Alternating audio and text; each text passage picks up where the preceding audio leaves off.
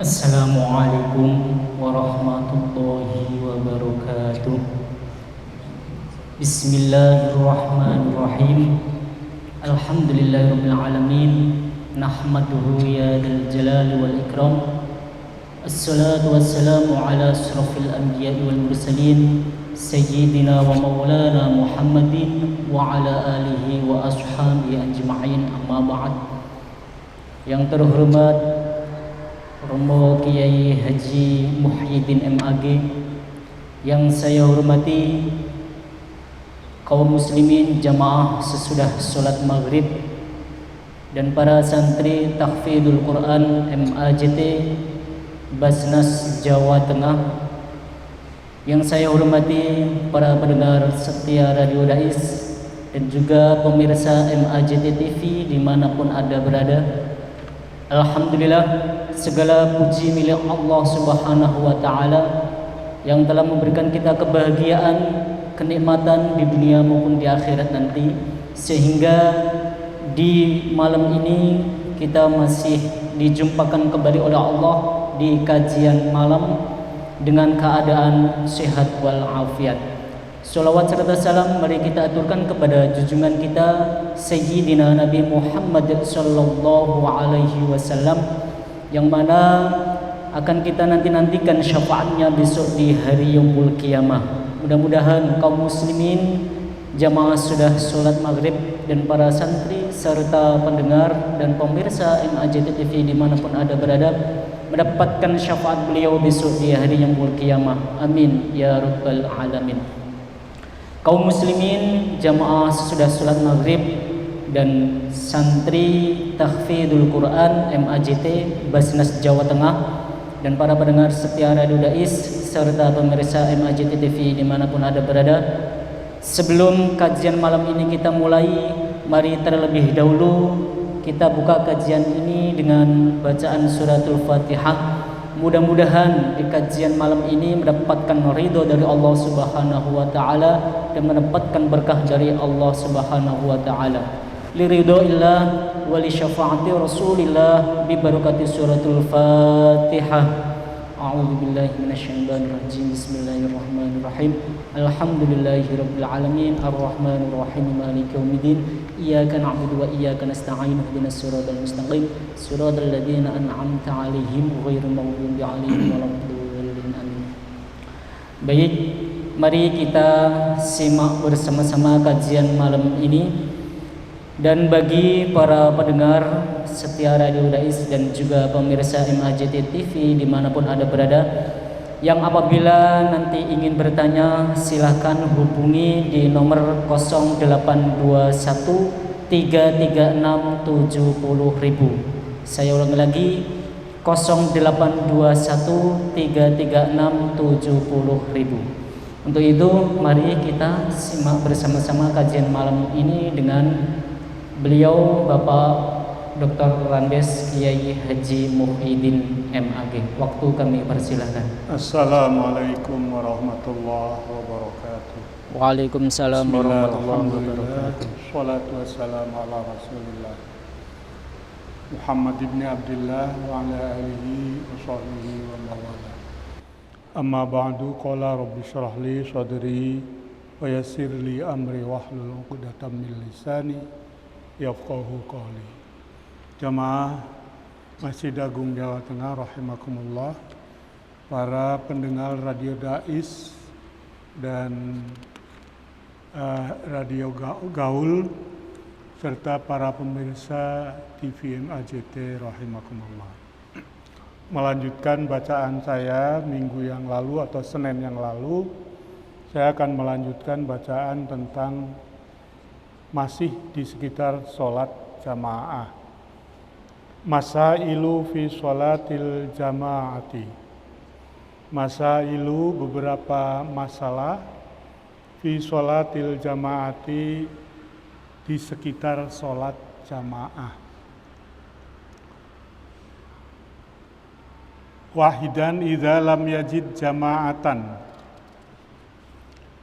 illa khalfa mubtadi'in aw nahwihi kafasikin fal infiradu afdalu inda Ibnu Hajar wa inda Romli annal jama'ata afdalu. Idza lam yajid jama'atan, ketika tidak menemukan jamaah, maksudnya sholat jamaah, illa khalfa mubtadi'in, kecuali bersama imam yang ahli bid'ah, au nahwihi, atau sesamanya, kafasikin, seperti orang fasik, maka al-infiradu, sholat sendirian tidak berjamaah, itu afdalu, lebih utama. Inda Ibnu Hajar, menurut Ibnu Hajar. Jadi begini, orang pengen jamaah, tapi jamaah ini adanya hanya jamaah dengan imam yang mubtadi', ahli bid'ah, au nahwihi, atau sesama atau sekelasnya, kafasikin, atau misalnya seperti jamaah tapi imamnya orang fasik, orang ahli dosa. Maka kalau begitu itu menurut Ibnu Hajar, fal infiradu afdalu, rausah jamaah, lebih afdal sholat sendiri. Cuman masalahnya, bagaimana kamu tahu bahwa seorang imam itu mubtadi atau fasik? Ya ini tentu kalau tahu, kenal orangnya, lo kui tukang renten, kenal orangnya, lo kui memang suka minum minuman khamr, kenal orangnya memang itu suka zina dan lain sebagainya. Kalau tidak kenal ya kita tidak akan mungkin bicara soal perlu tidaknya jamaah dengan imam mubtadi dan fasik. Wa inda Romli, tetapi menurut Imam Romli, annal jama'ata afdalu, tetap jamaah saja, jamaah lebih afdal. Mubtadi fasik, tapi bukan cacat syaratnya ya. Jadi kalau misalnya cacat rukunnya, dia itu maca Fatihah meletot, nah ini lain. Dia itu rukuknya nggak bener, sholatnya nggak tumak ninah, itu sudah lain. Ini kita hanya bicara bahwa imamnya itu sebetulnya bisa ngimami, ya, tetapi dia mubtadi atau fasik. Iku masalah pertama. Sanian, masalah ingkang kaping kalih, al-infiradu, sholat sendirian, fil masajidis salasati, di 3 masjid. 3 masjid itu apa?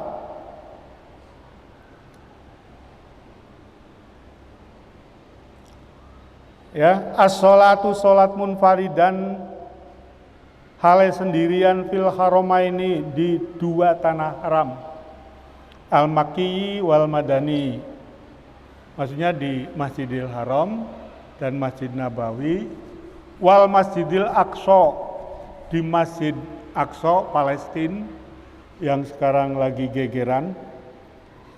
Afdalu min sholati, minas sholati jamaatan fi ghairihima, itu lebih utama sholat di tempat itu meskipun sendiri, tidak jamaah, fi ghairihima, dibanding dengan sholat di tempat lain. Maksudnya gini, kalau kita mau membandingkan sholat di sini, Masjid Agung jamaah, sholat di Masjidil Haram tidak jamaah karena sudah tertinggal misalnya, itu lebih utama mana? Nah mungkin nek banding ke MAJT karo Masjidil Haram kan angelnya itu aduh, makanya sampean wali harap terbang dalam waktu 3 menit tekan kono.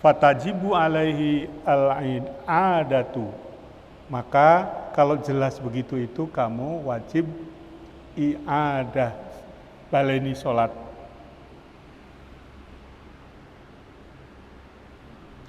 Ya, jelas wajib baleni sholat.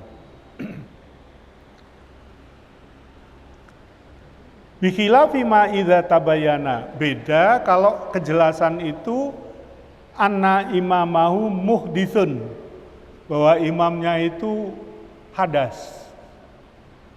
Hadasan asghara au akbaro.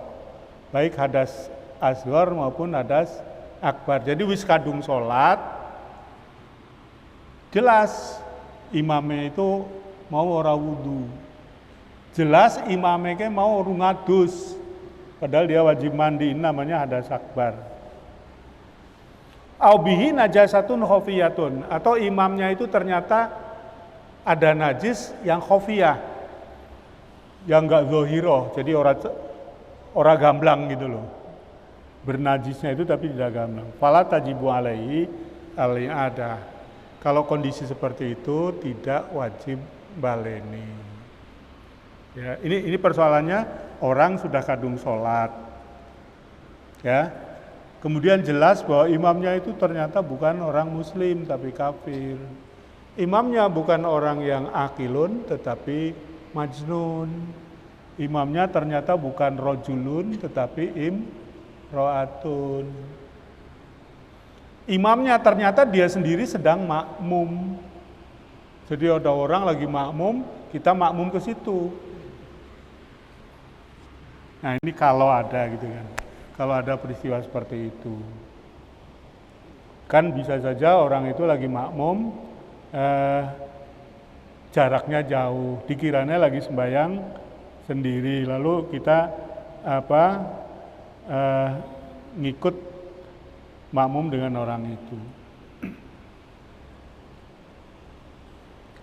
Persoalan yang kelima, khamisan, intizarul imam lidakhili. Ada pertanyaan, seorang sedang sholat di sebuah ruangan atau di sebuah tempat. Kemudian ada orang datang yang akan ikut sholat. Ini bagaimana? Orang yang sholat pertama yang nantinya akan jadi imam itu apakah perlu menunggu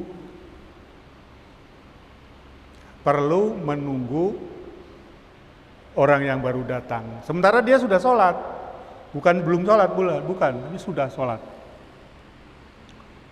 Yustahabbu fir ruku'i was tasyahudil akhir. Menunggu seperti itu tuh dianggap baik, yustahabbu. Fir ruku'i ketika dia sedang ruku. Jadi misalnya saya sholat sendirian, saya ruku, lah terus santri saya datang, ketoroki santriku gitu. Tak enteni ruku'e tak perpanjang. Apa maksudnya? Supaya yang datang itu bisa mendapatkan 1 rakaat. Syaratnya orang dianggap mendapatkan 1 rakaat itu kalau bisa mengikuti ruku bersama imam. Jadi ini di dalam sholat ini sepertinya orang terpaksa memperhatikan orang lain. Koyo-koyo orang khusyuk ya. Nggak apa-apa ya, ini kenyataan. 1. Yang kedua bahwa di dalam sholat itu orang masih ada sedikit perlu toleran. Toleran, ada orang yang mau jamaah. Wa tasyahudil akhiri, atau ketika tasyahud akhir. Nah ini lebih jelas urgensinya. Kalau saya sedang sholat tasyahud akhir, ada orang datang dan saya memperkirakan dia mau makmum, tunggu. Kalau tidak ditunggu, artinya saya salam. Kalau salam berarti yang datang itu tidak bisa makmum. Nah, ini ada toleransi supaya bisa jamaah. Nah, yang kayak begitu itu bisyurutin sab'atin, dengan 7 ketentuan. Ada syaratnya, tidak asal intizarul imam. Syaratnya pertama ayya'taqida, ada kemantapan, ada khilu yang masuk itu mantap idrokar rokaati, bisa mendapatkan rokaat fir ruku'i, di dalam ruku. Jadi kalau kira-kira masih lama, gedebuk-gedebuknya masih jauh, kamu sudah ruku, wis maca subhana rabbiyal azim 3 kali, apalagi orangnya gedebuk-gedebuk urung nganggo sarung, isingko nganggo sarung, kira-kira ditunggu pun percuma, nggak akan ketemu bareng di dalam ruku.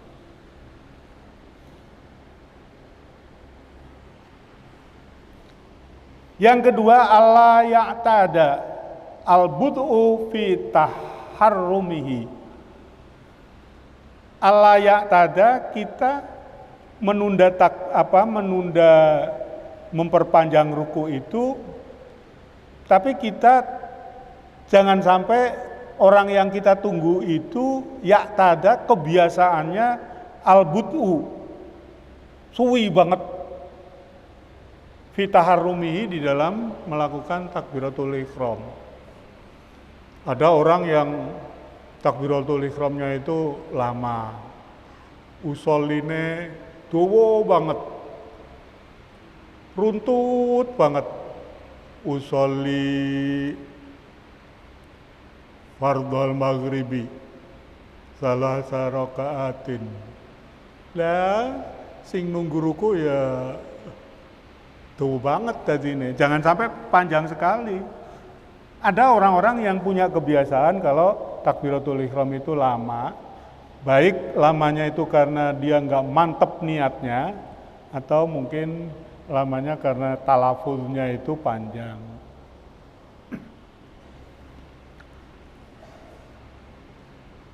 Ya maksudnya kalau ada orang yang sudah ditunggu, ternyata takbiratul ihramnya lama, ya wes, bablas.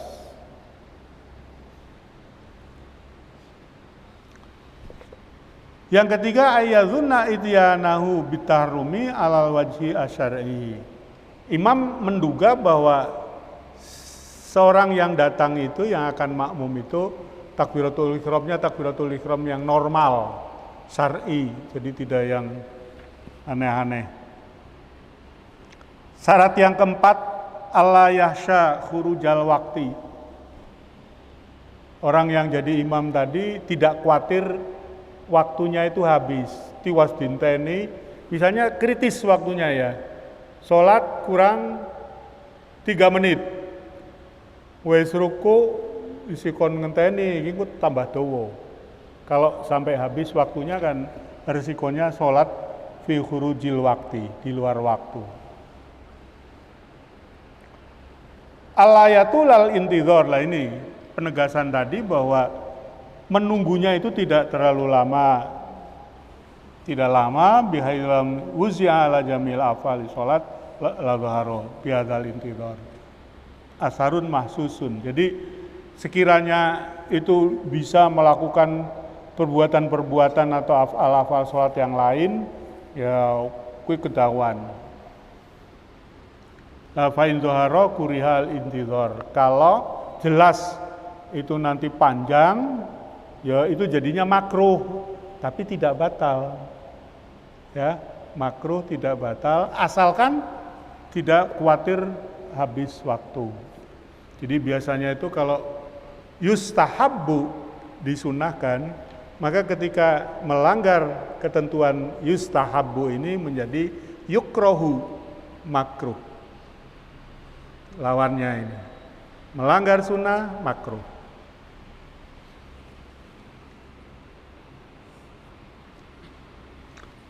Yang keenam, sadisan alla yumayyiza, imam tidak beda-bedakan bainad dakhilina, di antara orang-orang yang masuk. Iki sing masuk santriku tak enteni, tapi sing masuk ke tukang parkir sorry tak tinggal wae. Ini tidak boleh punya sikap seperti ini.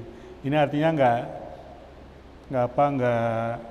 netral, diskriminasi. Lah ini jadi dalam sholat jamaah itu ternyata ada larangan diskriminasi. Tadi ada toleransi. Ayakuna intidharuhu liwajhillahi ta'ala. Yang ketujuh, syarat yang terakhir, nunggu itu harus dalam rangka lillahi ta'ala. Jadi jangan nunggu karena kasihan nih cucu saya. Kalau bukan cucu saya ya bablas. Wah kasihan ini yang mau jamaah dengan saya, pacar saya, wah sansoyo. Ada pamrih, bukan liwajhillah.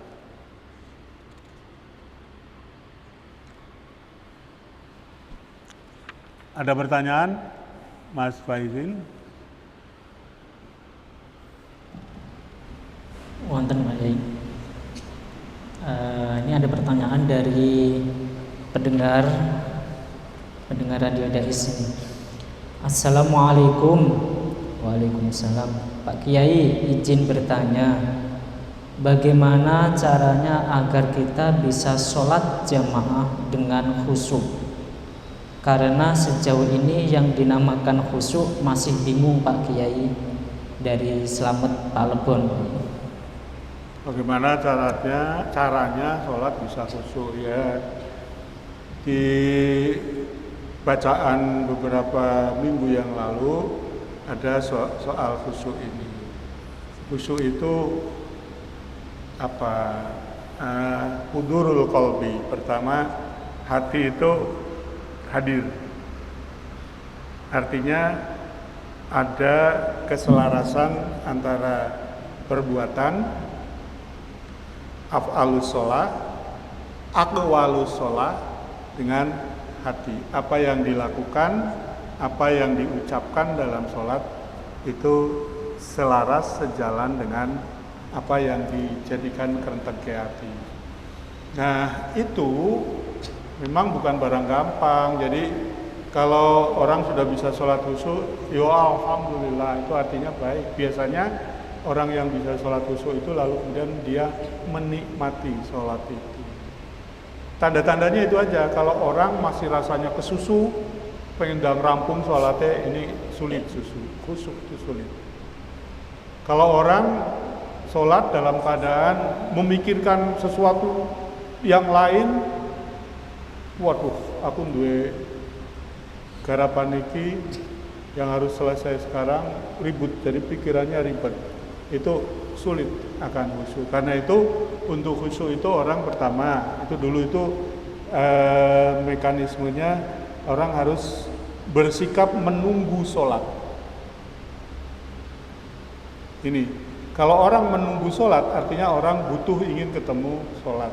Kalau orang tidak menunggu sholat, malah misalnya sebaliknya, wah sholat meneh.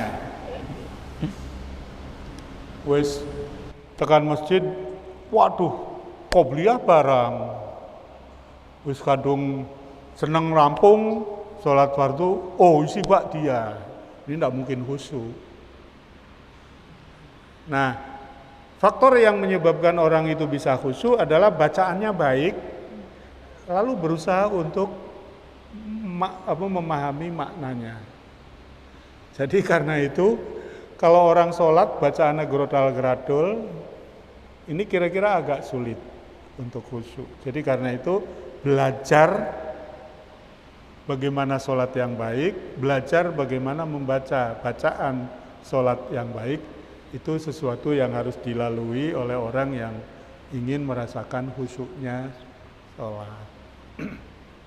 Jadi salah satu hal yang menjadi pilihan sholat yang khusyuk yang baik itu mamsi opo sholat si. Itu ada pilihan. Sekira waktunya masih, lapar banget, ojo sholat, mamse. Tapi kalau waktunya sudah habis, iki nek mamse ya bablas, hilang, kodoan, ya itu otomatis, mau tidak mau orang harus mengorbankan makannya nanti. Tapi kalau masih, jadi misalnya ini Isya jam 7 misalnya, ya, lapar banget aku nek sholat engko ora khusyuk, wis mamose, nanti masih ada waktu. Sudah?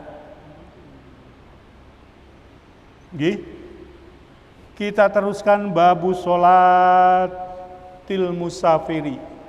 Bab tentang sholatnya orang musafir.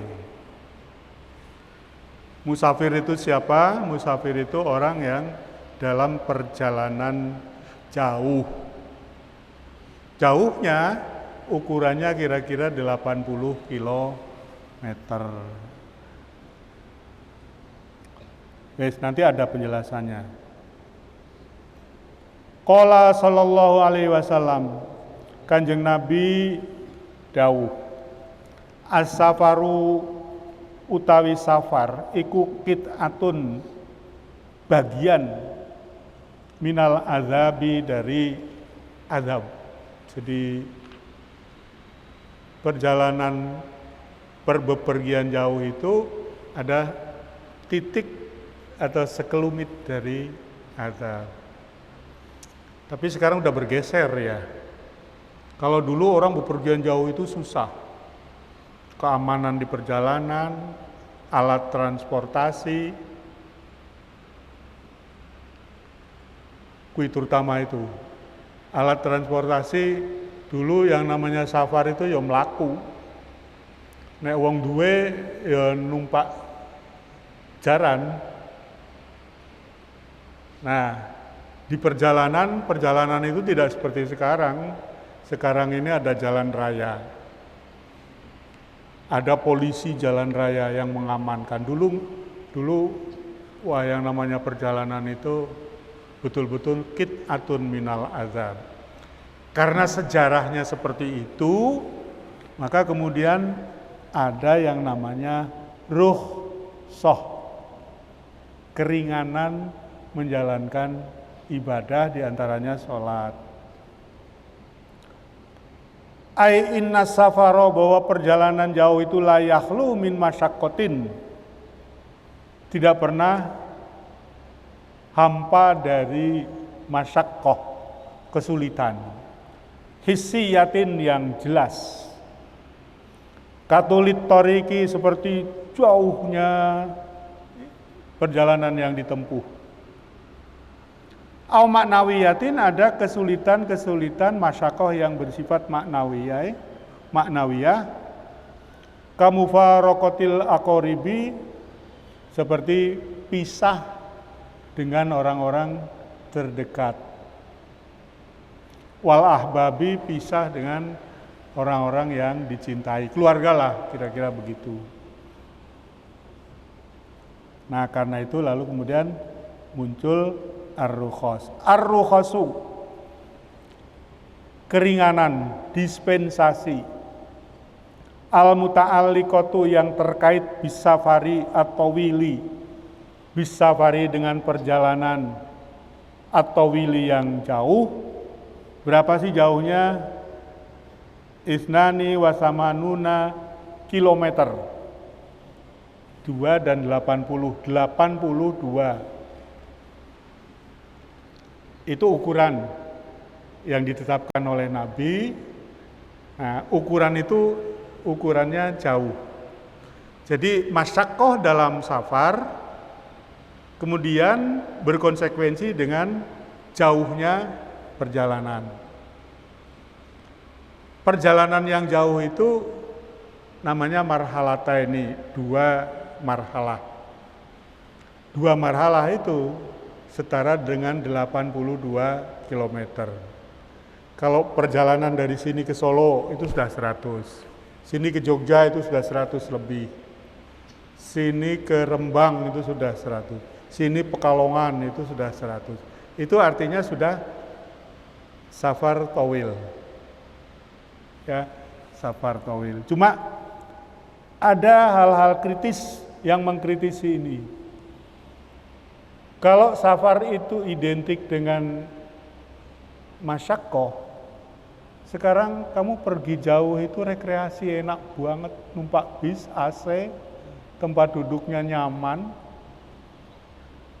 senang-senang. Kalau dulu kan yang namanya pergi itu khawatir keamanan, khawatir yang ditinggal di rumah, panas, nek udan ya kudanan. Sekarang orang lalu mengkritisi, safar itu ngukurnya, ini kata kritisnya ya, ngukurnya itu sebetulnya jarak jauh atau waktu tempuh. Waktu tempuh itu perjalanannya lama. Jarak jauh itu artinya yang ditempuh itu sekian kilometer. Kalau sampean dari sini mau pergi ke Purwodadi, hanya 50 km kira-kira ya Purwodadi itu. Tapi jalannya jelek, macet. Kalau sampean dari sini berangkat jam 11, engkau tekan Purwodadi jam maghrib. Sholat asare kapan? Zuhur asare kapan wis?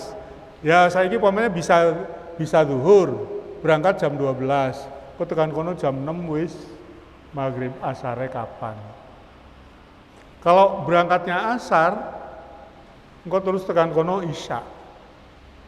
Maghribnya kapan? Nah ini jadi ada orang yang mengkritisi sekarang safar itu yang penting itu apakah jarak jauh atau waktu tempuh, lamanya waktu tempuh. Tapi kalau yang ada di hadis ya jarak jauh itu 80 km. Arbaatun, ada 4 rukhsah yang terkait dengan safar tawil itu. Pertama, qasrus sholati, meringkas rokaatnya sholat. Meringkas rokaatnya sholat, tapi meringkas ini pengertiannya hanya satu, yaitu 4 menjadi 2. 4 rokaat menjadi 2. Tidak ada 3 rakaat menjadi 1,5. Tidak ada 2 rakaat subuh menjadi 1 rakaat, tidak ada. Di madinah rum teko.